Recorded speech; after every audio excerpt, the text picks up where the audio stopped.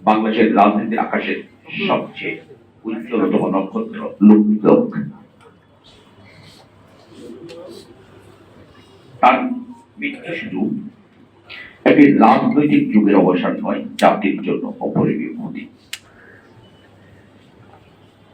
বাংলাদেশে যখন সবচেয়ে বেশি প্রয়োজন ছিল উদার চিত্ত, বিভাজনের উদ্যোগরা দূরদর্শী, নৈতিক দৃঢ়তা সম্পন্ন নেতৃত্বে, ঠিক সেই সময় তিনি আমাদের ছেড়ে চলে গেছেন।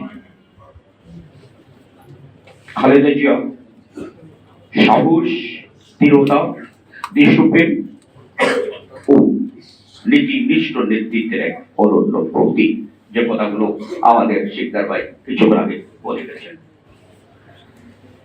তার পুরো জীবনটি ছিল সংগ্রামে।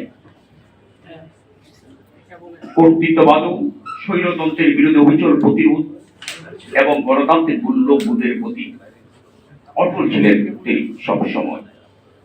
নির্যাতন, অপমান, ব্যক্তিগত যন্ত্রণা, দীর্ঘদিন কারাবাস, এক কাপড়ে বাড়ি থেকে বেরিয়ে আসা, গুরুতর অসুস্থতা সত্ত্বেও উন্নত চিকিৎসায় বাধা প্রদান, এত সবের পরেও তিনি কখনো নীতি থেকে সরে যাননি। কখনো ব্যক্তি বা দলের স্বার্থকে রাষ্ট্র জনগণের কল্যাণের মধ্যে স্থান দেননি। শিক্ষাবি বলেছেন তিনি তার ব্যক্তি, পরিবার এবং রাষ্ট্র, রাজনীতি এবং রাষ্ট্রকে এক করেছেন, কিন্তু এটাও সত্য যে তিনি তার দলের সাথে বা তার পরিবারের সাথে রাষ্ট্র বা জন কল্যাণের উদ্দেশ্যগুলোকে স্থান তিনি কিন্তু দেননি। তার কাছে সবাই রাষ্ট্র এবং দেশের জনগণ। তার সংগ্রাম ছিল শুধু রাজনৈতিক নয়, তা ছিল গণতন্ত্র, দেশের স্বাধীনতা, সার্বভৌমত্ব, জনগণের মর্যাদার প্রতি গভীর দায়বদ্ধতার এক জীবন্ত দলিল। নিরবিচ্ছিন্ন ভীতি ও দমন নীতির মুখও তিনি কখনো নতি স্বীকার করেননি।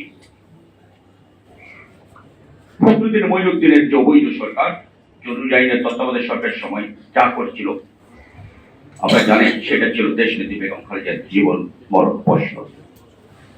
সুষ্ঠ সবল তরুণ পুত্র তারেক রহমানকে রিমান্ড কারাগারে রেখে যে নির্যাতন চালানো হয়েছে এবং পঙ্গু করে দেওয়া ছিল, তার নজির এদেশে আর নেই। আরেক পুত্র আরাফাত রহমান পঙ্গুকে তার উপর যেভাবে নিপীড়ন চালানো হয়েছিল, তাকে অল্প বয়সে মৃত্যুর দিকে ঠেলে দেওয়া হয়েছে। টকবকে তরুণকে যখন মনিরুলের বাসা থেকে গ্রেপ্তার করে, একেবারে সুস্থ মানুষ বের হলেন মুমূর্ষু অবস্থায়। এত কিছু বড় দেশ মাতৃকার অসম্ভব প্রেম তিনি উপেক্ষা করতে পারেননি। পবিত্র রক্ত বই আর প্রিয় দেশবাসীর সাথে গাদ্দারি করতে। তাই মানুষের মাঝে মানুষের পরিচয় সক্রেটিসের হ্যামলক পানির মতো আপসী দৃঢ় সিদ্ধান্ত বেছে নেন তিনি। হয় তাকে গৃহবন্দী বছর বছর থাকা এই বন্দী জীবনের পরিযার নামে জন্ম দেওয়া ছোট ছেলে আরাফাত রহমান পঙ্গুকে দেখেছেন ফেসিবাদের নির্যাতনে মৃত্যুবরণ করতে।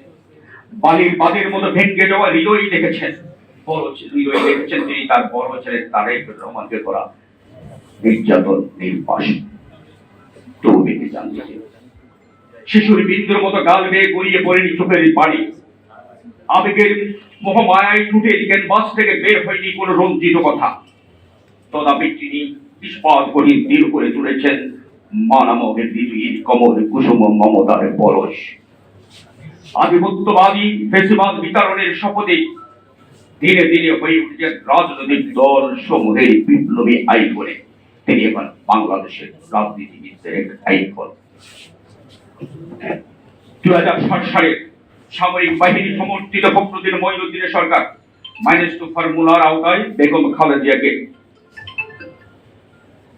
দেশের বাইরে জোর করে পাঠাতে চেয়েছিলেন। আপনাদের সেটা জানা।